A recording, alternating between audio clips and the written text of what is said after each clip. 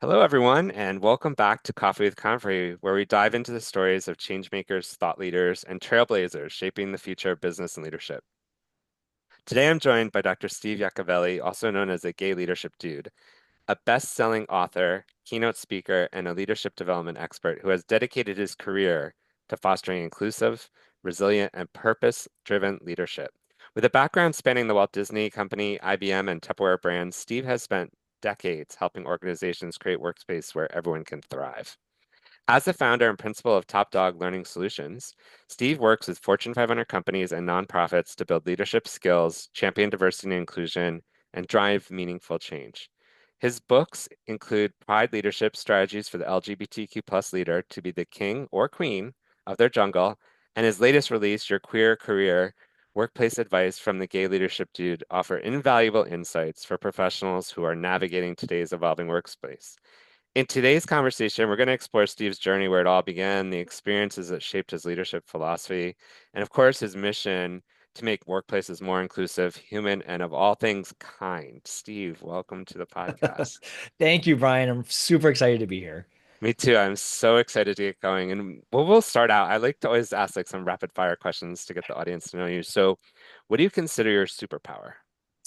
Uh, Probably having a pretty positive, upbeat view of the world, even today.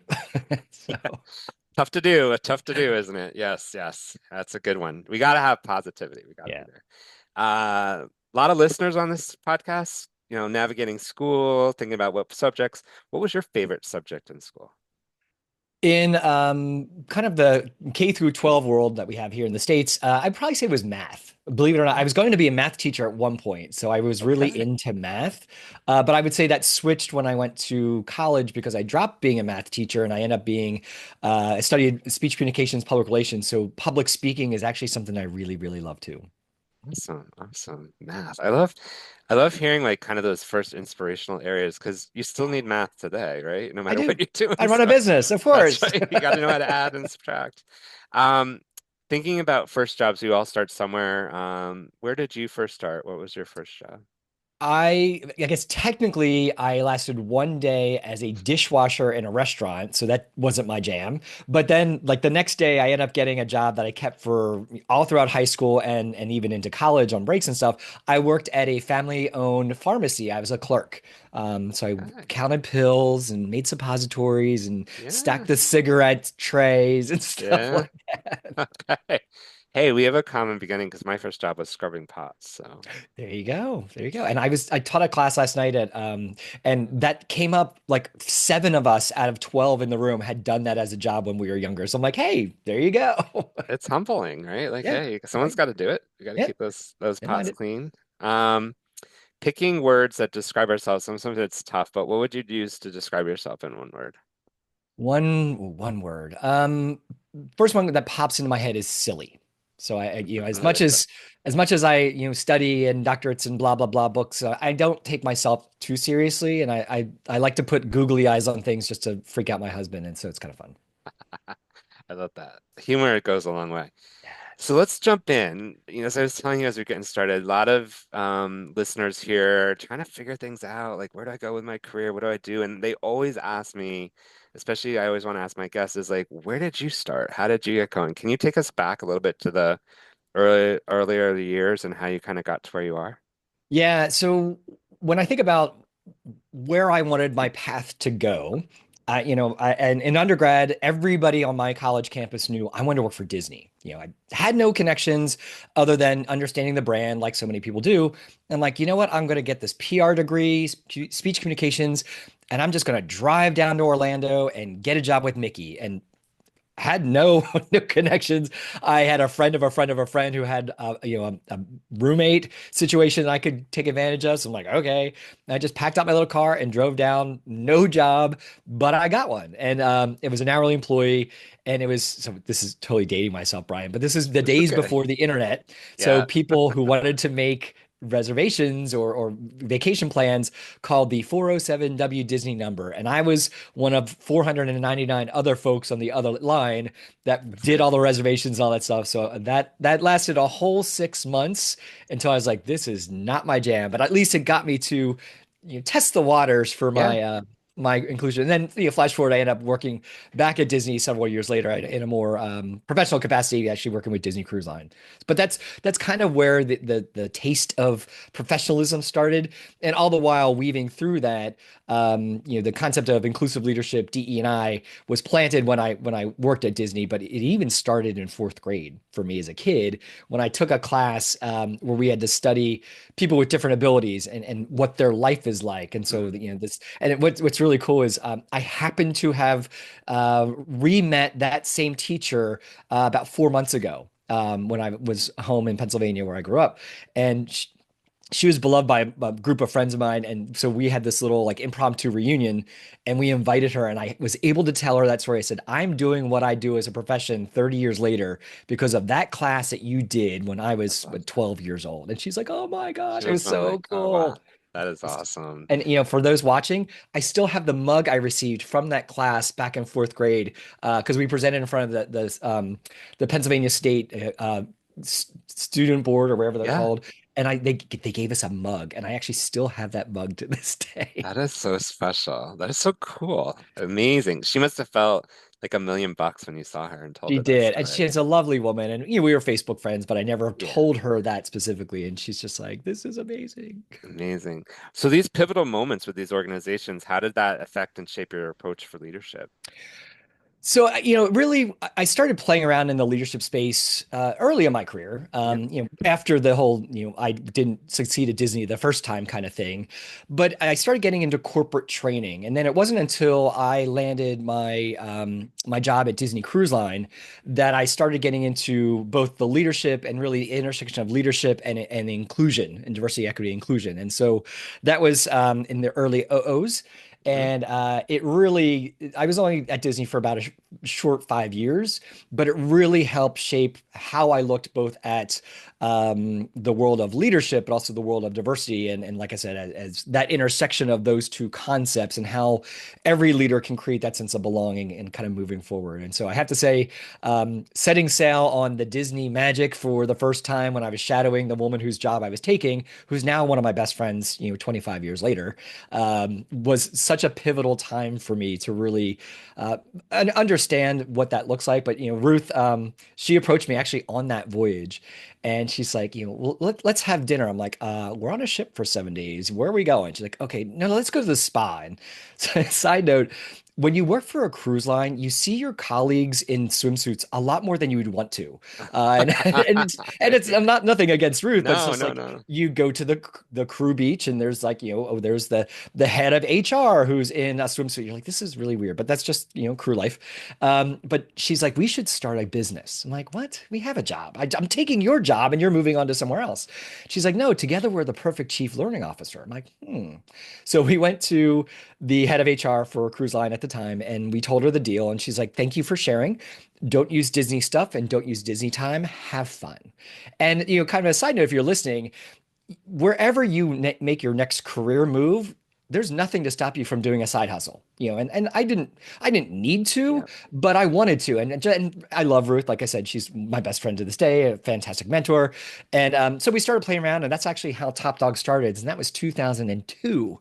And so, flash forward, 2025, it's my full-time gig. And so, Yeah. you never know where those little tiny moments could lead a path for you. And I love that you share this side gig thing because especially now when talking in talent and careers and things, there's so much about the gig economy, fractional work, things like that I'm doing right now too. And Yeah. there's a world for that, but sometimes people are afraid with the side hustle, but no, the side hustle also gives you passion and fuels you for other things, right? So, Totally. And so flash forward, when I found myself fired from my last corporate job, to this reason, it to this happens. day, I have no understanding why, because Florida is a right to work state, and that can happen, weirdly Yep. enough. Yay. And it's Um, happening a lot, it's unfortunately.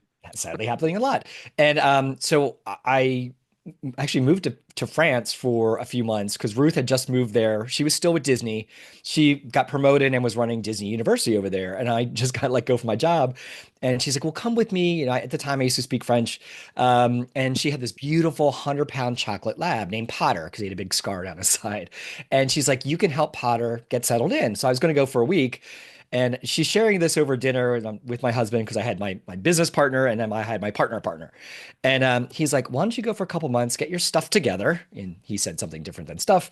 And I'm like, "Okay." So I'm like, "Ruth, is that okay?" She's like, "Hell yeah." So I moved to Paris. I was like the puppy au pair, but it really helped me start getting my head around. I was applying for jobs online, but I'm like, my heart wasn't in it. Yeah. And I'm like, I had this business infrastructure for my side hustle. Maybe I can make that my full-time gig. And that's when I took TopDog as my full-time in 2008. And that's kind of how it's been for the last 17 years. Wow. Incredible story. Incredible journey too, all the learnings along the way. So let's talk a little about the gay leadership dude. And I love that. I love that. What inspired you with the title? How does it affect like what you do and what's a day in the life in the gay leadership dude's life? When Yeah. his gay life. When I was writing my last book, which is, as you Yeah. said at the beginning, Pride Leadership Strategies for the LGBTQ or plus leader to be the king or queen of their jungle. I was working with my publisher, who's published my last three books, Jen Grace from Publisher Purpose Press. Amazing human. She's actually a marketing genius and just happened to be a publisher. So we're having some of these preliminary conversations, and she's like, "Hey, what's your brand?" I'm like, "What?" She's like, "What's your brand?" I'm like, "Well, it's my business. It's Top Dog Learning Group. It's right there. I showed it to you." She's like, "No, no, no, that's your business brand. What's your personal brand? Every author has to have one." I'm like, I don't know. And so I kind of noodled about it. And that's kind of how the Gay Leadership Dude was born because my publisher told me I needed a personal brand. And she's, of course, spot on, absolutely right. And so when I go and do keynotes or I go and meet with folks, I kind of manage the two brands. And I like to say it as Top Dog is me and my team, where we work with all sorts of client partners all over the world. But the Gay Leadership Dude is just Steve. I can't sell that, but I could sell Top Dog if push comes to shove. So Yeah. the Gay Leadership Dude was born, and that's kind of the mockier I use. And if for those who can see the logo, it's kind of tiny, but there's a circle R. So at least in the US, I can be the only one. That's my copyright. So I'm the Gay Leadership Dude. That's so great. And thank you for jumping into the personal brand piece. I'd love for you to let me talk a little bit more because Yeah. a lot of young people, a lot of people in their career now are trying to define. I love that you separated the two, like trying to define their own brand and obviously you found that opportunity to do this here. What's your thoughts on advice trying to people like figure out, well, what is my dude or what am I gonna call myself? Yeah, yeah, do that human. Exactly.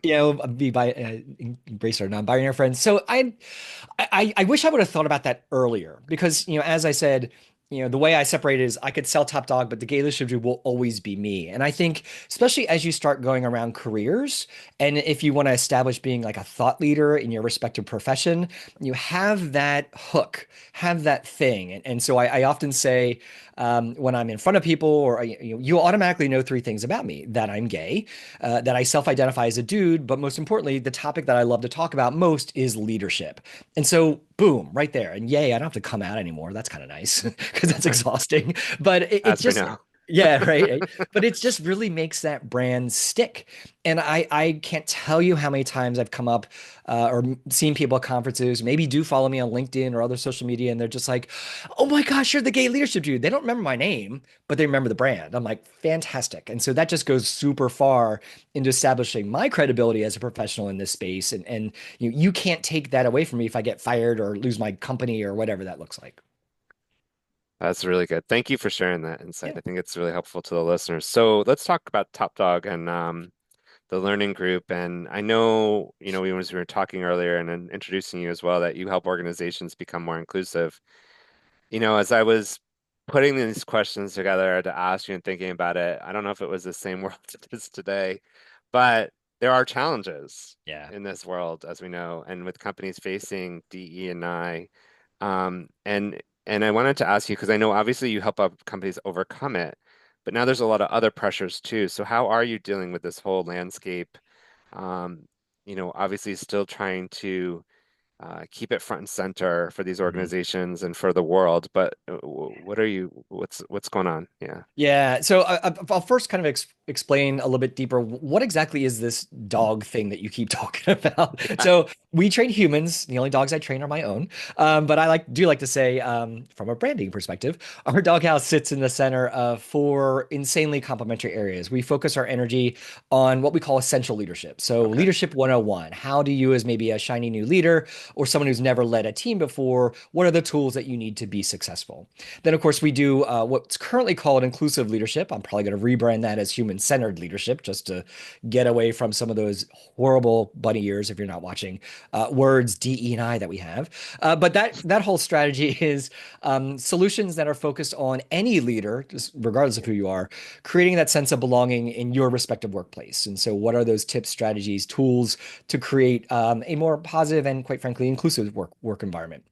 We do specifically LGBTQ plus leadership, obviously with the books I have. That's my personal passion, of course. But how do we leverage the awesomeness of queer and also ally leaders to be even more successful than they already are? And then we look at resilient leadership and how do you, as a leader, lead both yourself as well as your teams in times of change and not just survive, but also thrive. And so I like to say we do those four areas and we do a bunch of different solutions. We do training classes, both in person and online. We have one-on-one coaching sessions and group coachings. We do straight up consulting stuff. I do my keynotes as well as lunch and learns. And we mainly work with larger companies. And so I bring this Oh, up because these are big Fortune 500s, large nonprofits, mainly in the US, but some beyond. And it's really helping them navigate those four areas on what their needs are. And so as we get into this current political climate, the folks who were doing inclusive leadership work with us are just a little hesitant now. Um, Other brands that we work with are doubling down. They're like, "Oh, Steve, we want to, bring you more in to yep. really help counter set some of the erroneous conversations that are happening." Because it's really, using diversity, equity, inclusion as a weapon is actually wrong. Not just because it's not the right thing to do, but the data points that you're hearing in a lot of media is incorrect. That we're focusing the concept of diversity just on race pretty much. And while Right. that's super important, and gender and sexual orientation, but there's other things that make up what diversity looks like. And I think that's what people are missing. Here in the US at least, as well as in Canada, a wheelchair ramp is a DEI initiative. A menu in Braille is DEI stuff. Yep. A changing table in the men's room is a DEI thing. You're creating an equitable space so that everybody has access to what's needed, regardless of where you're starting. And I think that's the problem, and that's what the conversation I'm having with a lot of these folks are, and other businesses that maybe aren't our client partners is really figuring that out and what that looks like. And at the end of the day, it's really providing businesses with the right mechanism to provide feedback so that their employees can say, you know what, I do need this accommodation or this policy adjusted to help meet my needs as an employee or a team member or whatever is the right word. And so it's been interesting. But I think once the dust settles after the next, let's say, couple months or so, I think the desire for companies to be more inclusive is going to be really huge because when you look at the data, and especially like those folks who are listening, by 2030, Gen Z is going to be a third of the workforce. Yep. 5 short years, That's that's right. that's not a lot. That's not very long. Right. But when you also look at Gen Z, 83%, according to a monster.com study, 83% expect their company to focus on diversity, equity, inclusion. So smart businesses know this and aren't backing away because they want their best talent. Because third of the workforce, just about a third of the workforce, 83% of that third, are expecting their company to focus their energy here. And so you're starting to see companies shift. The ones who are just doubling down and be like, no, we know this is a business strategy, which it is. It is. Yeah. And so they're going to be the ones who are going to get the best talent in a few short years, if not retain the talent that they have already today. Wow. That's a lot to think about. The question I have, um, building on this, Mhm. which is interesting, is and politics aside a little bit, I want to get into that, but why are people fearful of not staying the course? Like, What are you hearing from some of these people without obviously calling them out? But yeah, Yeah, what I'm hearing is they're not understanding what the impact that they're doing. It's kind of like that short-term benefit is my perspective. yeah, They're just trying to save their immediate share price, appease their stockholders, appease a certain government and idiots, I will say, because my government that are out there, and being very short-sighted. Now, what's interesting is when you look at the data, though, and I just did this presentation; it wasn't canned for this conversation, yeah, yeah. but No, thank you for it's sharing. so important when we think about what do people really think. I mean, you can look at the headlines, but what do Americans, and I'll focus on Americans because that's just what the Sure. study No, shows. it's great. But it says, like just last year, a couple studies, Washington Post, Ipsos, Morning Consult came out, and they asked American adults, what do you think about DE&I? And 63% said, oh yeah, it's important to business. So right there alone, you start having a different perception than what's being carved out by certain very loud talking heads. But Hmm. what was interesting is they further asked these folks, hey, when we broaden that question and we ask, is DEI programs in general a good thing? But they define what exactly DEI is, like the braille menus and the changing tables in the room and all that other stuff. People are just like, oh, 60%. Yeah, it is really important into society overall. So, like, okay, that's more than half, majority. So there's that. But this particular study parsed the data down by, parsed is like a fancy word for cut, if you will, if you don't know that word. But they parsed it down by, at least in the US, political ideology. And when they look at it through the lens of those who lean more Democratic, that bumps up to 91% said, yeah, DEI is good for business, good for companies. But still, it hovers at 50% of people who identify as Republican, as, yeah, it is good for business. So it's like, that in of itself is a disconnect. So you're hearing loud voices saying this is bad. It crashes helicopters and all these stupid things, Stupid. which clearly it does not. But most folks who are asked are like, oh, when you tell me really what it is, that makes sense. And then, it's funny is another study that I'll quickly share is other groups, still Morning Consult, but public private strategies, just last year asked executives, US executives, what do you think about DE&I? And this I thought was so fascinating. 82% said, yeah, it's essential to our business. And so what you're seeing is a disconnect between what these business professionals think outside, like when the cameras are on, the mics are hot. And then when they close the doors, they're like, oh, rats, this is really vital to our business strategy. 82% said Big that. time.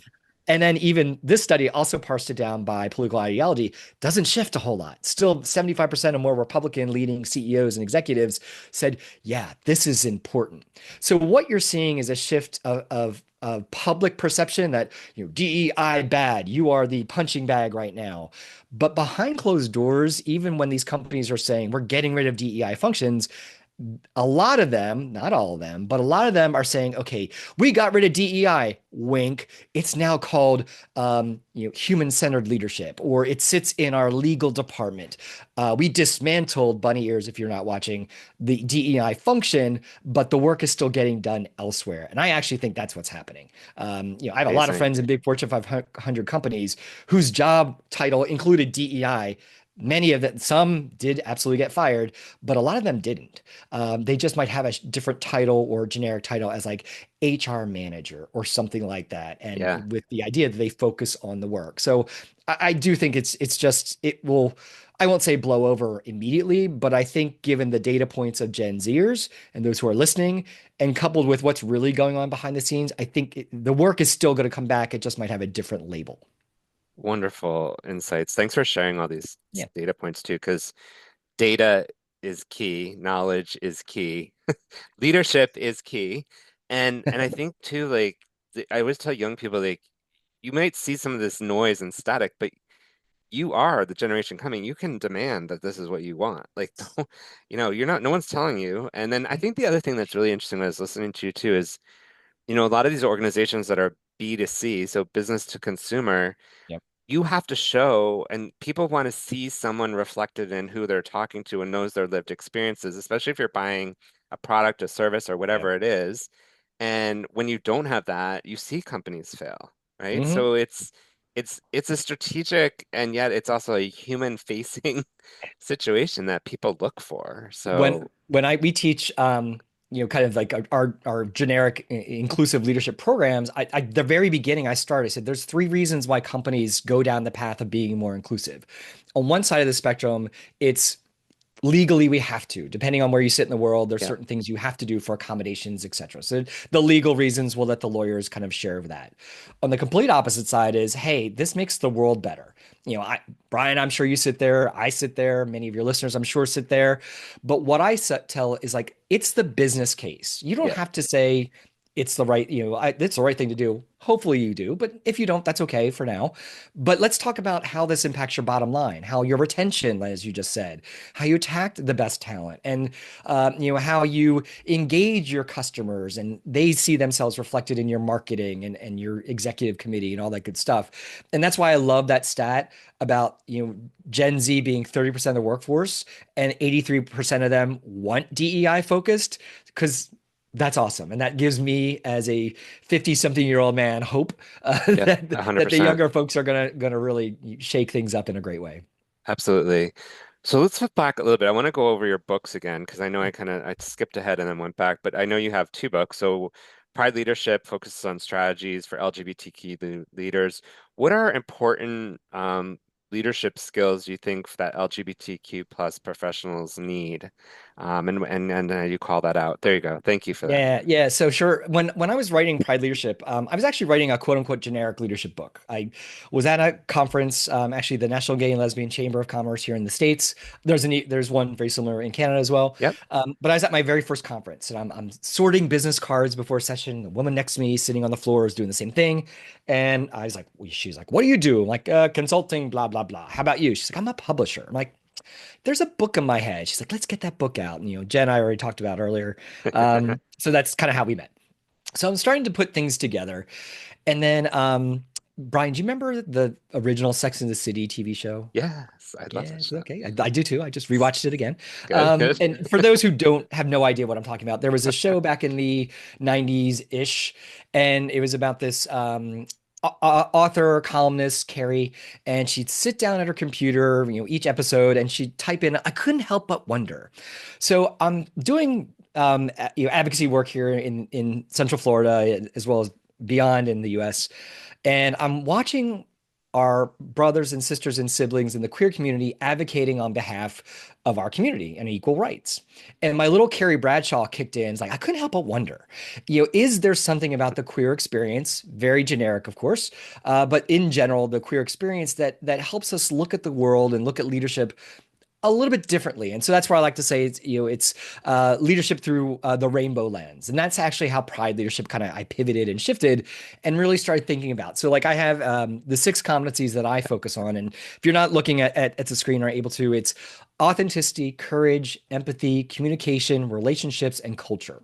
And in my 30 or 25 years of doing this stuff and watching all sorts of leaders either rock and roll or crash and burn, I really thought that Yeah, these are the ones that make the difference. Those leaders who have empathy, they are authentic, they're courageous, they build those relationships, they help shape their workplace culture. They're the ones that are successful. And so that's why I wanted to focus the conversation there. But then when I put that through the rainbow lens, let's think about these competencies. Let's say authenticity. The Brene Browns of the world often talk about, authentic leaders are much more successful. And side note, I didn't want to be just the gay leadership dude. I actually wanted to be the gay Brene Brown, but her people didn't like that so much, so I kind of had to cancel. No, I was kidding. But anyway, so you have authenticity, and it's yeah, it's yeah. if you're authentic, you're more successful. So now I'll put that through the rainbow lens. If I'm an out gay man in the workplace, I'm a trans person being my authentic self. That's power. And I talk about in Pride Leadership how you tap into what you're already doing and turn that toward your leadership awesomeness, and you'll just be even more successful than you already are. Absolutely, absolutely. Thank you for sharing that. And people can find your book right now too, right? Oh, On the various, yeah, okay, cool. both. Yeah. Both. Okay. And then the second Technically I have five, but these what? are just yeah, I have five. Five. Yeah. Yeah. Yeah, but I just the last three is Pride Leadership and Your Queer Career are the two, and then there's a workbook that's mixed in there that goes with our online leadership classes that we do. Amazing, amazing. So what about the your queer career. Could you talk a little bit about Yeah. So in Pride Leadership, it's a lot of strategy. So it's, how do I think about being empathetic as a leader, and what are some strategies to do that? And so kind of a little bit more of like the theory and the tools, if you will, where your queer career is the application of that. And that? so Gotcha. they work together. You don't have to read both. I would love you to. My author would love you, or my publisher would love you to. But no, they're meant to work together. So like, and they're organized the same way with the same six leadership competencies that I just talked about: authenticity, courage, empathy, communication, relationship, and culture. So when we're in Pride Leadership, it's talking about the theories and tools. Where your queer career came about, where I always wrote Pride Leadership knowing that at some point it would be a textbook that I'd use in a class, and so that's what we do. We have what's called the Lions program, the leader's immersive opportunity to nurture strengths. You see all the branding that's going on here with the Yeah, Lions and all that. So, yeah. so, so we run that All online good. class, and it's really, really fun. We have leaders actually from all over the world literally go through it, and it uses Pride Leadership as its basis, and along with the leaders workbook. So as we're going through this program, when we launched it in 2000 and 2020, I kept getting questions from leaders, especially in the one-on-one coaching sessions, and so I started writing them down. And I started seeing patterns emerge over Hmm. the years, people asking similar questions. And that's kind of how your queer career came about. I started answering those, of course, in the one-on-one sessions. Then I started typing in like what my response would be. And I found some outlets to publish those. I do some column. I'm a Carrie Bradshaw, if you will, for the Central Florida newspaper. I did it for Advocate magazine for a while.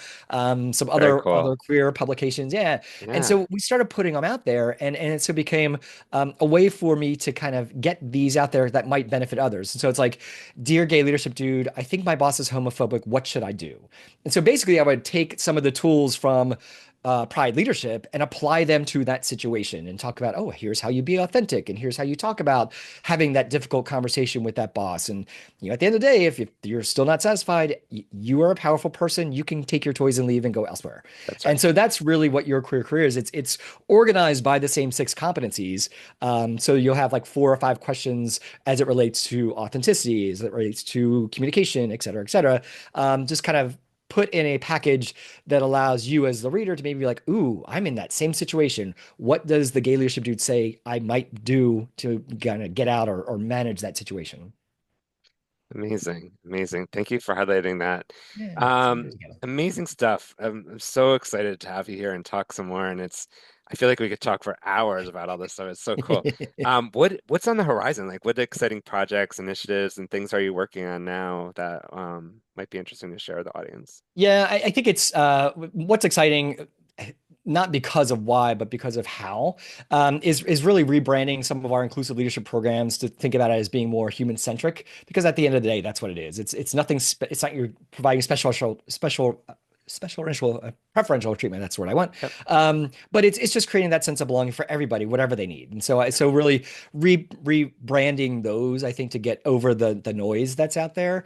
And then we're doing a lot more work with our resilient leadership space, especially in these weird and wonderful times. So, being resilient at times of change workshops that we do, those are the big focus right now. And kind of starting the foundation for updating Pride Leadership. It came out in 2019, no pun intended. Get it? Gay leadership book came out, but the world was different back in 2019.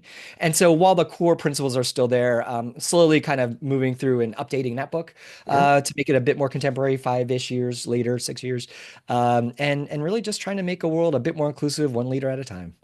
That's amazing.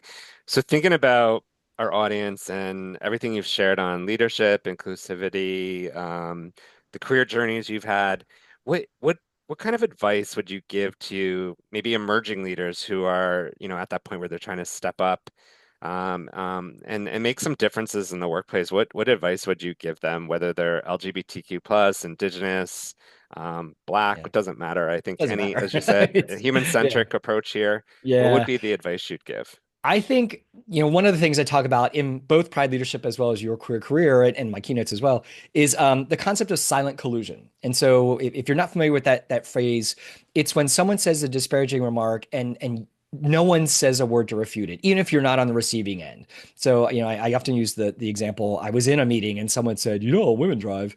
And No one said a word. No one refuted that, and yet I'm not a woman, but that's not cool. And so don't let those types of Mm, things go. And I don't care where you sit in the org chart. I don't care how short your journey or how long your journey has been on that professional path.